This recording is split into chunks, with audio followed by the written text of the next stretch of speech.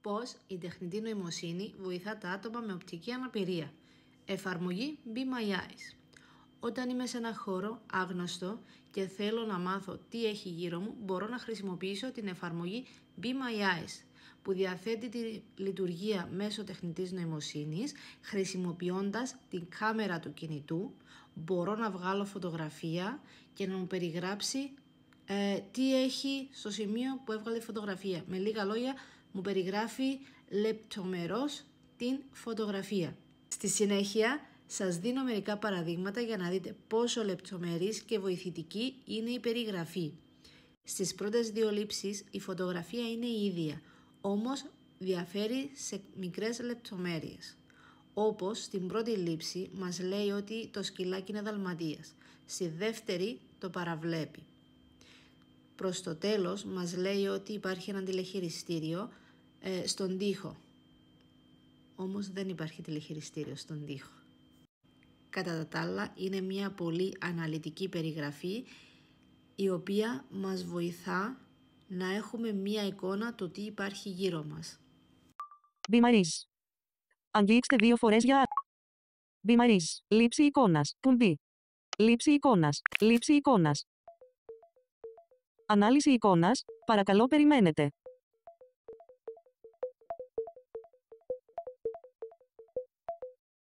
Η φωτογραφία δείχνει ένα σαλόνι με έναν καναπέ σε σχήμα γωνίας.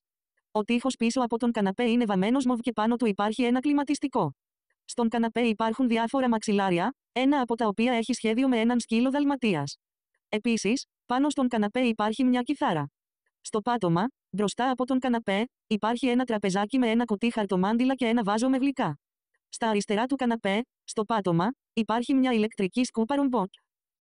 Λήψη εικόνας. Λήψη εικόνας. Ανάλυση εικόνας. Παρακαλώ περιμένετε.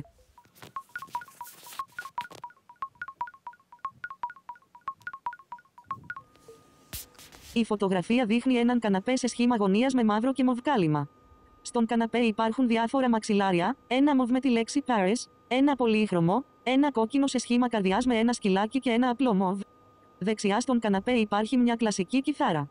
Ο τοίχος πίσω από τον καναπέ είναι βαμμένος μοβ. Το πάτωμα είναι από γκρι πλακάκια. Η φωτογραφία δείχνει ένα σαλόνι.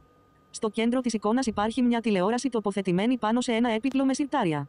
Το έπιπλο είναι γκρι με λευκή επιφάνεια. Πίσω από την τηλεόραση υπάρχει ένας μοβ τοίχος. Δίπλα στην τηλεόραση, στα αριστερά, υπάρχει ένα καλάθι και μερικά αντικείμενα, όπως ένα τηλεκοντρόλ και μια μικρή συσκευή.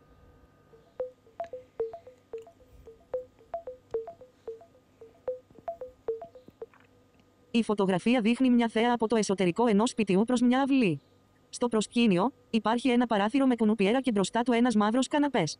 Στην αυλή, υπάρχει ένα λευκό τραπέζι και καρέκλες, καθώς και μερικές γλάστρες με φυτά.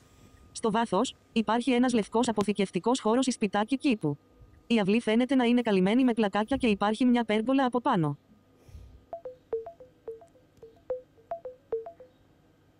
Η φωτογραφία δείχνει ένα σαλόνι.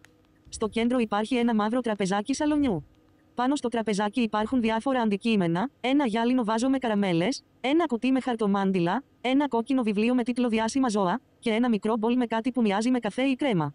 Στο πάτωμα, μπροστά από το τραπεζάκι, υπάρχει ένα μοβ χαλί και πάνω του ένα ζευγάρι παπούτσια. Στο βάθος, υπάρχει ένας γκρι καναπές με μαξιλάρια. Δίπλα στον καναπέ, υπάρχει ένα πολύχρωμο σκαμπό με ένα μπλε κουβά πάνω του.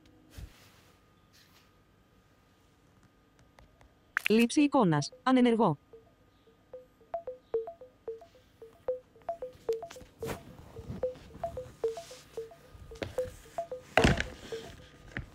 Η φωτογραφία δείχνει μια γυναίκα με μακριά καστανά μαλλιά και γυαλιά, που κάθεται σε έναν καναπέ.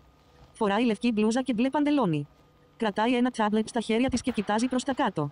Στο φόντο, ο τοίχος είναι βαμμένος μοβ και υπάρχει ένας καναπές με μαξιλάρια. Στα δεξιά της εικόνας, υπάρχει ένα τηλεχειριστήριο και μια συσκευή κλιματισμού στον τοίχο. Στα αριστερά, φαίνεται ένα μέρος της κουζίνας με ένα ψυγείο που έχει μαγνητάκια. Εάν σας άρεσε το βίντεο και θέλετε περισσότερα σαν αυτό, κάντε like και γράψτε μου στα σχόλια.